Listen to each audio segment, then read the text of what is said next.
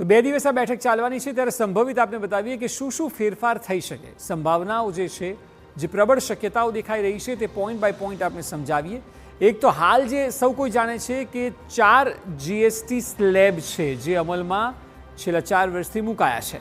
એ સ્લેબમાં 5%, 12%, 18% અને 28%ના દર જે સરકાર અત્યારે અલગ અલગ પ્રોડક્ટ પર વસૂલી રહી છે, તેના 4 સ્લેબમાંથી 2 સ્લેબ તો કરી દેવામાં આવ્યા છે। તેની ઘોષણા જે જીએસટી કાઉન્સિલની બેઠક હતી તેના પહેલા દિવસે ખતમ થઈ અને ત્યારબાદ થઈ રહી છે કે હવે 2 જ સ્લેબ હશે જે 5% અને 18%, 12 અને 28ને ખતમ કરવામાં આવ્યું છે।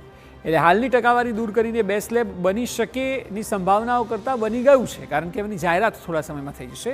જરૂરિયાતની જે વસ્તુઓ છે જે ડે ટુ ડે ઉપયોગમાં આવે છે, લોકો માટે ખૂબ જ જરૂરી છે, તે વસ્તુઓ ઘરમાં હોવી જીવનનો ભાગ છે, તેવી વસ્તુઓ પર 5% ટેક્સ લાગવામાં આવશે અને અન્ય વસ્તુઓ માટે 18% દર નક્કી થઈ શકે છે। એટલે 5 થી 18નો જે સ્લેબ છે તે પણ મોટો છે। એટલે કઈ કઈ વસ્તુઓનો સમાવેશ કરવામાં આવે છે 5માં અને 18માં તે જોવું ખૂબ જરૂરી છે। લક્ઝરી આઇટમો પર 40% જીએસટી સાથે વધારાની ડ્યુટીની પણ શક્યતા છે।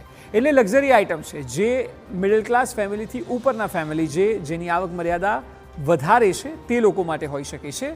એટલે આ દર જે ઘટવાનો છે એ સપ્ટેમ્બર સુધી, 22 સપ્ટેમ્બરથી જે સરકારે જાહેરાત કરી લીધી છે તે ઘટી જશે અને ત્યારબાદથી નવા દર અમલી થઈ જશે।